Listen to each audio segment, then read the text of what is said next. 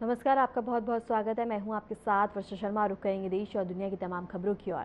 प्रधानमंत्री मोदी ने social media platform पर बता दें कि ट्वीट कर राजमाता विजयराजे सिंधिया की जयंती पर उनको श्रद्धांजलि अर्पित की है। पीएम मोदी ने लिखा, राजमाता विजयराजे सिंधिया जयंती के अवसर पर कोटि कोटि नमन। समाज सेवा, सांस्कृतिक संरक्षण और राजनीति में उनके योगदान को हमेशा याद रखा जाएगा। उन्होंने जनसंघ और भाजपा को मजबूत बनाने में अहम भूमिका निभाई। साथ ही वह हमारी सांस्कृतिक जड़ों के प्रति गहरी आस्था रखती थी। उन्हें संरक्षित करने के साथ साथ समाज में लोकप्रिय बनने के लिए निरंतर कार्यरत रही हैं। लोगों की सेवा में समर्पित कर पति, शक्ति और दूसरे संसाधन।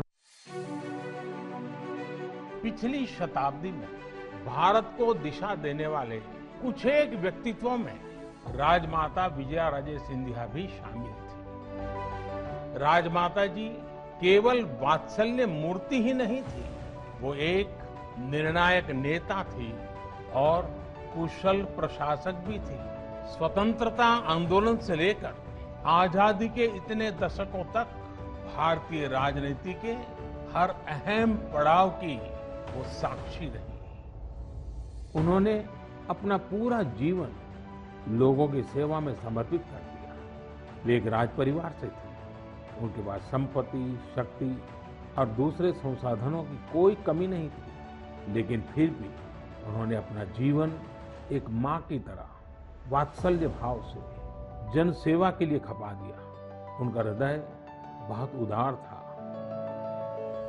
सशक्त, सुरक्षित, समृद्ध भारत उनका सपना था। उनके इस सपनों को हम आत्मनिर्भर भारत की सफलता से पूरा करेंगे।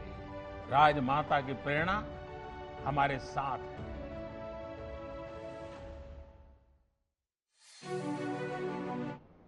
प्रधानमंत्री नरेंद्र मोदी ने देश के किसानों को एक और बड़ी सौगात दी है। राजधानी दिल्ली में भारतीय कृषि अनुसंधान संस्था के विशेष कार्यक्रम में पीएम मोदी ने प्रधानमंत्री धन धान्य कृषि योजना का शुभारंभ किया। इस योजना समेत कुल 35,440 करोड़ रुपए की 2 बड़ी योजना लॉन्च की गई हैं, जो कृषि क्षेत्र को सशक्त बनाने की दिशा में बड़ा कदम मानी जा रही हैं। इसी को लेकर देखिए एक खास रिपोर्ट। बीजेपी सरकार किसानों के लिए समर्पित, आत्मनिर्भर भारत की ओर एक बढ़ता कदम। पीएम मोदी की किसानों को बड़ी सौगात। पीएम धन धान्य कृषि योजना का शुभारंभ। 35,440 करोड़ के कृषि पैकेज का हुआ ऐलान। प्रधानमंत्री नरेंद्र मोदी ने भारतीय कृषि अनुसंधान संस्थान में आयोजित एक विशेष कृषि कार्यक्रम में हिस्सा लिया। लोक नायक जयप्रकाश नारायण की जयंती पर प्रधानमंत्री नरेंद्र मोदी ने श्रद्धांजलि अर्पित की। साथ ही उन्होंने कृषि क्षेत्र में 35,440 करोड़ रुपए की 2 प्रमुख योजनाओं का शुभारंभ किया। कार्यक्रम में अपने संबोधन में पीएम मोदी ने कहा, इस ऐतिहासिक दिन पर देश की आत्मनिर्भरता और किसानों के कल्याण के लिए 2 महत्वपूर्ण नई योजनाओं का शुभारंभ हो रहा है। आज 11 अक्टूबर का ये दिन बहुत ही ऐतिहासिक है। आज नया इतिहास रचने वाले मां भारती के 2 महान रत्नों की जन्म जयंती है। भारत रत्न श्री जयप्रकाश नारायण जी और भारत रत्न श्री नानाजी देशमुख, ये दोनों ही महान सपूत ग्रामीण भारत की आवाज थे। लोकतंत्र की क्रांति के अगुवा थे। किसानों और गरीबों के कल्याण के लिए समर्पित थे। किसानों संग संवाद करते हुए पीएम मोदी ने खेती और किसानी को अपनी विकास यात्रा का एक महत्वपूर्ण हिस्सा बताते हुए कहा, ये जरूरी है कि सरकार बदलते समय के साथ कृषि और खेती को भी अपना समर्थन दे। दुर्भाग्य से पिछली सरकारों ने कृषि को अपने हाल पर छोड़ दिया था। साथियों, खेती और किसानी हमेशा से हमारी विकास यात्रा का एक प्रमुख हिस्सा रही है। बहुत जरूरी होता है कि बदलते समय के साथ खेती किसानी को सरकार का सहयोग मिलता रहे, लेकिन दुर्भाग्य से पहले की सरकारों ने खेती किसानी को अपने हाल पर ही छोड़ दिया था। सरकार की तरफ से कृषि को लेकर कोई विजन ही नहीं था, कोई सोच ही नहीं थी। खेती से जुड़े अलग अलग सरकारी विभाग भी अपने अपने तरीके से काम करते थे और इस वजह से भारत की कृषि व्यवस्था लगातार कमजोर होती जा रही है। भारतीय कृषि अनुसंधान संस्थान के विशेष कृषि कार्यक्रम में मौजूद केंद्रीय मंत्री शिवराज सिंह चौहान ने कहा, मोदी कार्यकाल में किसानों को मिले लाभों पर चर्चा की उन्होंने और कहा, प्रधानमंत्री के नेतृत्व में पिछले 10 से 11 वर्षों में खाद्यान्न उत्पादन रिकॉर्ड स्तर बढ़ा है और कृषि विकास दर में वृद्धि हुई है। उत्पादन बढ़ने के साथ साथ क्रय शक्ति बढ़ने से खपत में भी वृद्धि हुई है। प्रधानमंत्री जी के नेतृत्व में पिछले 10-11 सालों में खाद्यान्न का उत्पादन रिकॉर्ड बढ़ा है 40% से ज्यादा। गेहूं के, चावल के भंडार भरे हैं। गेहूं हो, चावल हो, मक्का हो, मूंगफली हो, सोयाबीन हो, पिछले साल हमने रिकॉर्ड उत्पादन किया है और कृषि की जो वृद्धि की दर है वो अपने आप में प्रधानमंत्री जी के नेतृत्व में जो कृषि के क्षेत्र में काम कर रहा है उसकी सफलता की कहानी कहती है। लेकिन केवल 2 बातें, एक दालों का आपने प्रधानमंत्री जी आह्वान किया था, उत्पादन तो बढ़ा है लेकिन खपत और बढ़ गई है। खपत इसलिए भी बढ़ गई कि आजकल क्रय शक्ति बढ़ी है तो हर व्यक्ति पोषक आहार ग्रहण करना चाहता है। उस बढ़ती हुई खपत के कारण दालें हमको आयात करनी पड़ती है। प्रधानमंत्री जी की दूरदृष्टि देखिए, उन्होंने तय किया कि आत्मनिर्भरता के लिए अपने देश में ही सभी खाद्यान्न हो, इसलिए दालों का उत्पादन बढ़ाना होगा और इसलिए आज उनके कर कमलों से दलहन मिशन लॉन्च किया जा रहा है।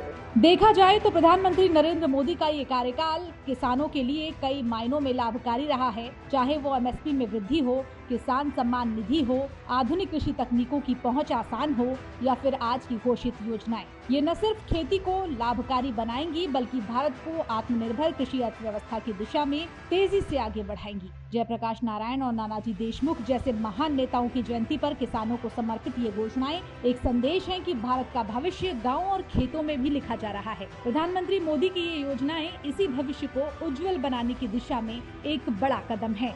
Bureau report, RNTV।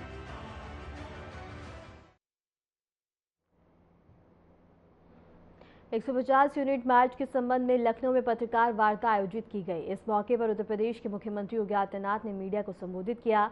मुख्यमंत्री ने प्रधानमंत्री नरेंद्र मोदी के नेतृत्व में पूरे देश में 2014 से लोहे के मानव सरदार वल्लभ भाई पटेल की जयंती को राष्ट्रीय एकता दिवस के रूप में मनाया जा रहा है। इस अवसर पर भाजपा द्वारा रन फॉर यूनिट कार्यक्रम का आयोजन भी 2014 से लगातार किया जा रहा है। सीएम योगी आदित्यनाथ ने यह भी कहा कि यह कार्यक्रम एकता और अखंडता के संदेश को जन जन तक पहुंचाने का महत्वपूर्ण माध्यम है।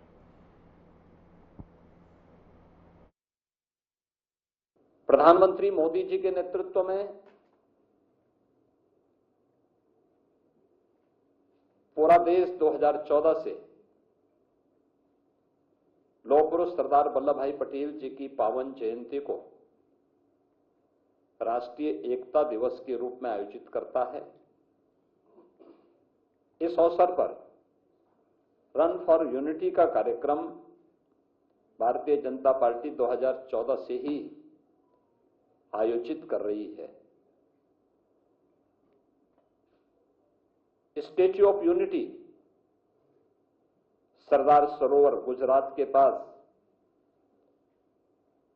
दुनिया की सबसे बड़ी प्रतिमा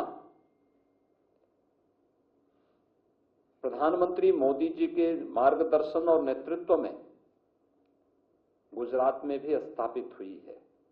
हम उत्तर प्रदेश के अंदर होने वाले जो विभिन्न प्रकार के कार्यक्रम हैं, इन कार्यक्रमों को आगे बढ़ाने की दिशा से उसका शुभारंभ भी करने जा रहे हैं, जिसमें सरदार @ 150 यूनिटी मार्च यह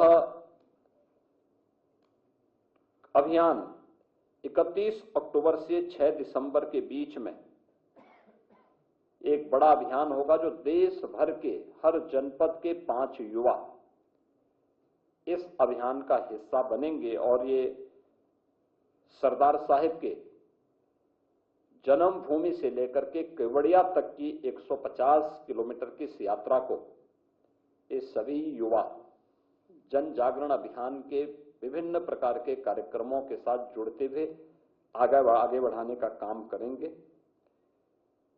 31 अक्टूबर को रन फॉर यूनिटी का कार्यक्रम हर जनपद में आयोजित होगा।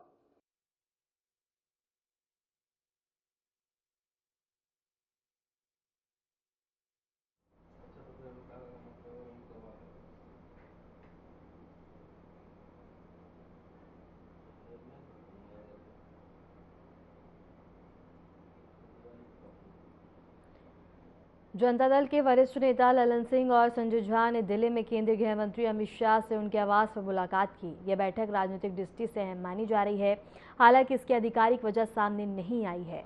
बैठक को लेकर सियासी गलियारों में कई अटकलें लगाई जा रही हैं, खासकर जेडीयू और बीजेपी के बीच संभावित समन्वय रणनीति को लेकर।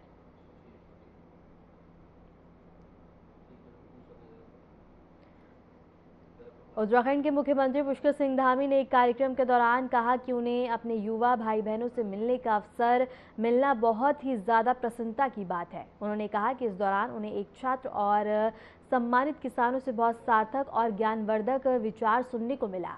मुख्यमंत्री ने युवाओं और किसानों के योगदान को अहम बताया और उनसे भविष्य में भी बेहतर सुझाव और सहयोग की उम्मीद जताई। ये कार्यक्रम राज्य में विकास और ग्रामीण कल्याण के लिए नई ऊर्जा लेकर आया है।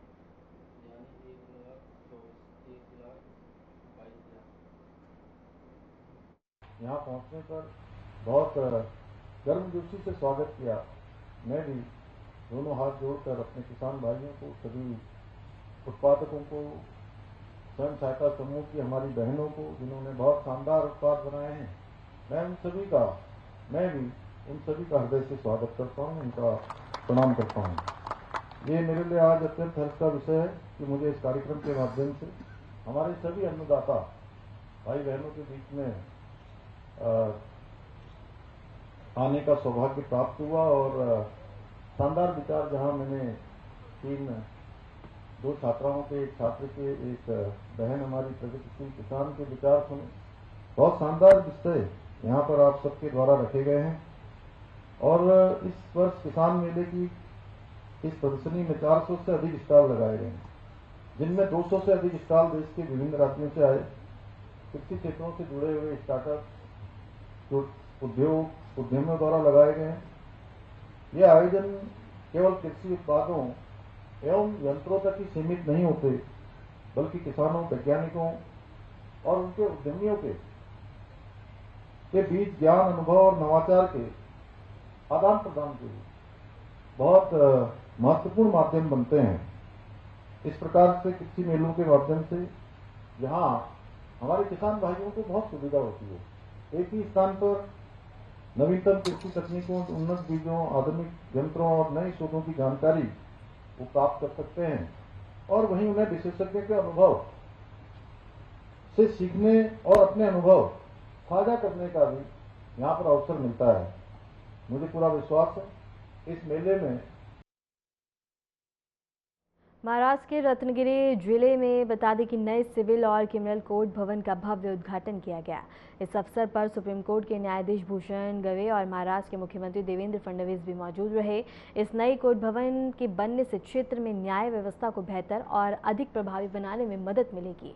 मुख्यमंत्री ने कहा कि यह कदम स्थानीय न्याय सेवा को और भी ज़्यादा सुलभ बनाया गया है और उद्घाटन समारोह में न्यायिक और प्रशासनिक अधिकारियों के अलावा आम लोग भी उपस्थित रहे। यह कोर्ट भवन बता दें कि न्यायिक कार्यों के लिए महत्वपूर्ण साधन साबित होता हुआ नजर आएगा।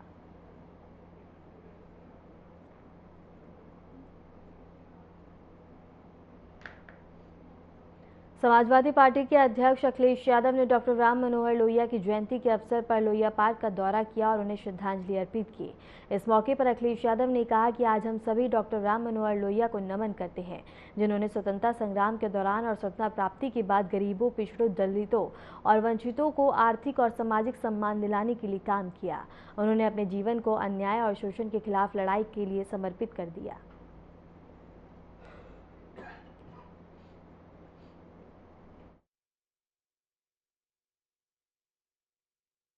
लोकनायक जयप्रकाश जी के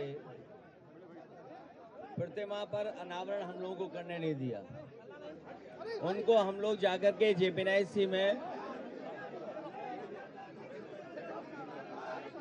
माल्यार्पण कर करके उनके योगदान को याद करना चाहते थे। उसी जोश उत्साह को आज आप देख रहे हैं। आज हम सब लोग डॉक्टर राम मनोहर लोहिया को नमन करते हैं कि जिन्होंने देश की आज़ादी में और देश की आज़ादी के बाद देश को किस रास्ते पर ले जा करके गरीब, पिछड़े, दलित, शोषित, वंचित लोगों को उनको आर्थिक और सामाजिक सम्मान कैसे दिया जाए।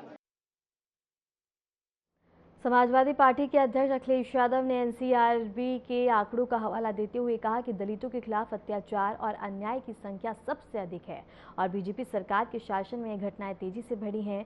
उन्होंने हाल ही में वाल्मीकि समुदाय के एक सदस्य को बेरहमी से पिटाई और हत्या का उदाहरण दिया।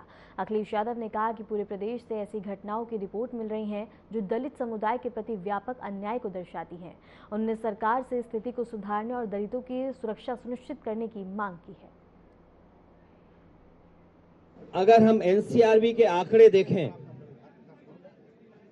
उन आंकड़ों में ये जानकारी मिलती है कि सबसे ज्यादा दलितों के ऊपर अन्याय और ऐसी घटनाएं लगातार भारतीय जनता पार्टी की सरकार में बढ़ी हैं।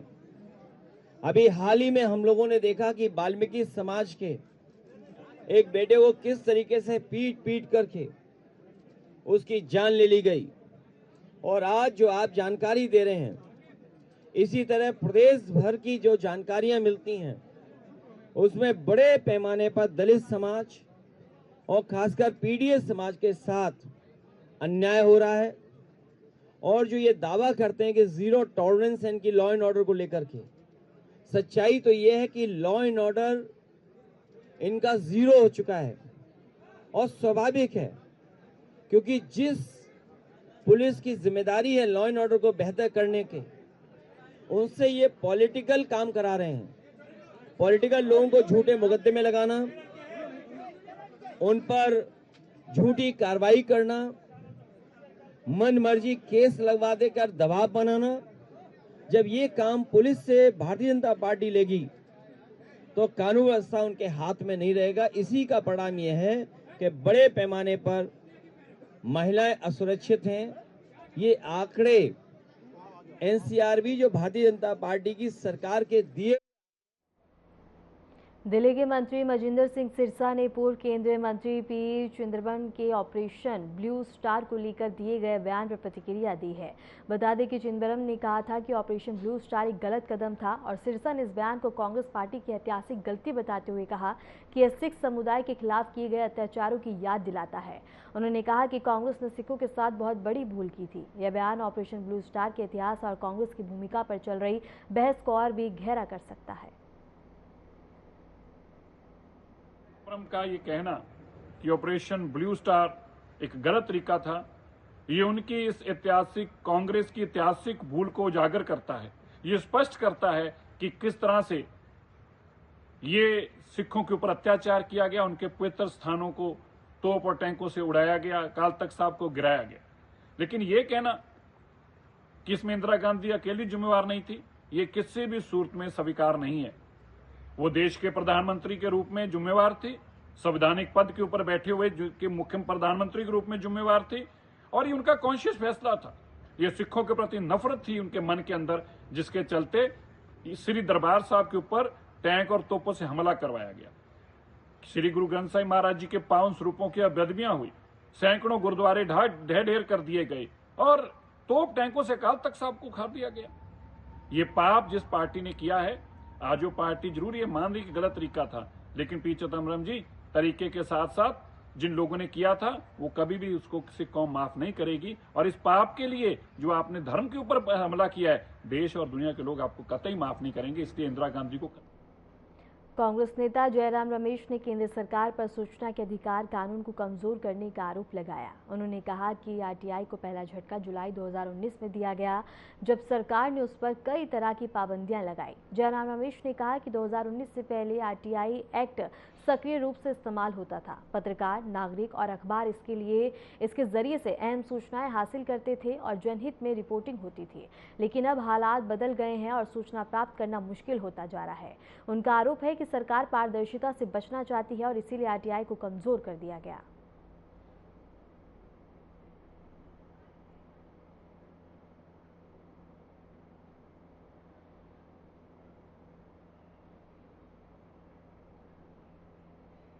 छत्तीसगढ़ के मुख्यमंत्री विष्णुदेव साय ने रायपुर स्थित महानदी भवन में आयोजित कलेक्टर कॉन्फ्रेंस 2025 की अध्यक्षता की। इस बैठक में उन्होंने प्रदेश में सरकारी योजनाओं के क्रियान्वयन की समीक्षा की। मुख्यमंत्री ने कहा कि सरकार की योजनाओं का सही और समय पर क्रियान्वयन सुनिश्चित करना आवश्यक है, ताकि जनता को ज्यादा से ज्यादा लाभ मिल सके। उन्होंने अधिकारियों को बेहतर समन्वय और सक्रियता से काम करने के निर्देश दिए। इस सम्मेलन में सभी जिलाधिकारियों ने अपनी अपनी रिपोर्ट प्रस्तुत की और विकास कार्यों की प्रगति पर चर्चा की गई।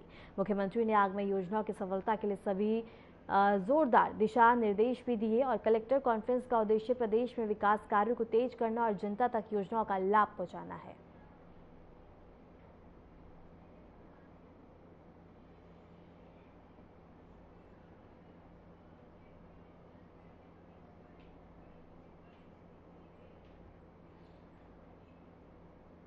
उत्तर प्रदेश के अयोध्या में राम मंदिर का निर्माण लगभग पूरा हो चुका है। इसके साथ ही जगत गुरु शंकराचार्य द्वारा नामित गेट नंबर 11 का उद्घाटन 15 अक्टूबर के बाद किया जाएगा। यह गेट विशेष रूप से उन भक्तों और गणमान्य व्यक्तियों के लिए खोला जाएगा जो 25 नवंबर को होने वाले ध्वजारोहण कार्यक्रम में भाग लेंगे। इस समय मंदिर में अंतिम फिनिशिंग का कार्य चल रहा है। राम मंदिर के इस ऐतिहासिक निर्माण के पूरा होने के साथ ही मंदिर परिसर की भव्यता और भी बढ़ जाएगी। यह आयोजन भक्तों के लिए एक महत्वपूर्ण अवसर माना जा रहा है।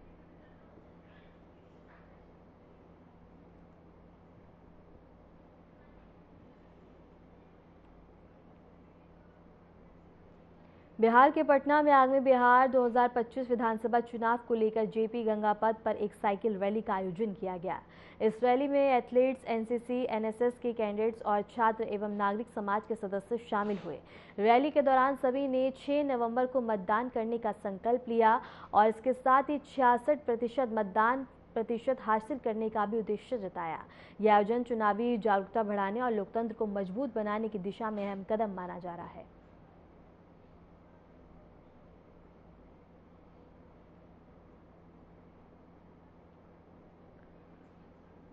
70वें फिल्म फेयर अवार्ड्स 2025 का आयोजन अहमदाबाद में हुआ। इस चमत्कार समारोह की मेजबानी बता दी कि अभिनेता शाहरुख खान और फिल्म निर्माता करण जौहर ने की थी। फिल्म लापता लेडीज ने इस साल के ज्यादातर पुरस्कार जीतकर बाजी मार ली। कार्यक्रम में दिलीप कुमार और इसके साथ ही मीना कुमारी की बेहतरीन फिल्मी विरासत को याद किया गया। वेटरन अभिनेत्री जीतन अमान को लाइफ टाइम अचीवमेंट अवार्ड से सम्मानित किया गया, जबकि नई पीढ़ी के कलाकार नितांशी गोयल और लक्ष्य को उनकी शानदार परफॉर्मेंस के लिए सर्वश्रेष्ठ अभिनेता अभिनेत्री का अवार्ड भी मिला। इसके साथ ही दिवंगत फिल्मकार श्याम को भी लाइफ टाइम अचीवमेंट अवार्ड मिला है और इसके साथ ही रात में अक्षय कुमार, अनन्या पांडे, मनीष पॉल ने धमाकेदार डांस परफॉर्मेंस देकर माहौल को और भी ज्यादा रंगीन बना दिया।